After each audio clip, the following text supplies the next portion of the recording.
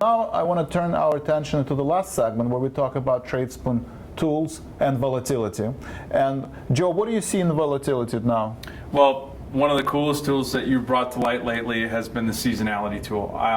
We talked about this a couple weeks ago when we were looking at the overall markets and when we brought up stocks, but we also brought up volatility. And the one thing that we noticed was that when the volatility was pulling back to levels that we had in months, and really kind of caught us off guard.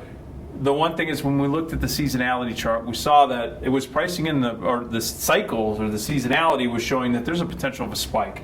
We're seeing that today. As a matter of fact, when I mentioned earlier in one of our earlier segments on Wall Street the week ahead, I had noted that implied volatility in this week for the spiders, the ETF that tracks the S&P 500, it's trading at an implied volatility of 25, which is roughly around 6-7 points higher than where the next week's implied volatility is, at right around 19. So the bottom line is that the market is pricing in the potential for some big moves, and we saw it. We opened up today up 16, and we were trading down 12 when we came on air. So these are some big swings, some big moves. And the other thing is, historically, going into the FOMC meeting, I had mentioned this before, but we've typically seen that around 63% of the time, after the event occurs, you'll see that implied volatility goes down almost 7% after the FOMC meeting and the results of that meeting come out. So we could see that vol's going to get crushed going into midweek. So that's why all of the strategy maintenance or ideas that we put out there as far as potential repair strategies,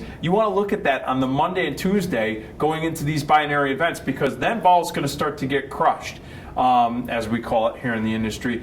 Take an opportunity to sell what's really rich implied volatility, and I don't often say this because I've done webinars on weeklies. You could look at selling weekly premium against, if it's offered in those underlyings, or you could do credit spreads, as Vlad did on one of the strategies, in the spiders to take advantage of that crush while it's still up there. It's just one way that you can play the volatility right now, especially as we look back on the history and the seasonality of this.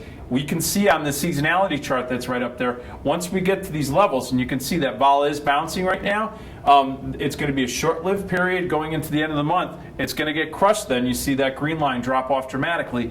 That's an opportunity to take advantage of it right now, and it's going to be putting some yield into your pocket going into the end of the year. Thank you, Joe, for this insight. And of course, look at the gold prices, look at the commodities in the sector. Oil prices has been under pressure, and we actually saw last week that it had been spilled into a debt market. If you look at the junk bonds, or if you look at the ETFs that track emerging market debt, they has been under pressure, and they sold off sometimes anywhere from 5 to 10%. So it is a signal. A lot of people are worried about oil sector spilling off into that sector, and that can create a lot of volatility and short-term pressure on the market. So make sure you hedge your portfolio. Again, keep 30% of your portfolio in cash, buy into the weakness, and hedge your portfolio by either selling call spreads when volatility increases on spiders, or buying VIX calls.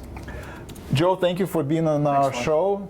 Thanks everybody for participating on this live TV, and we'll see you next week.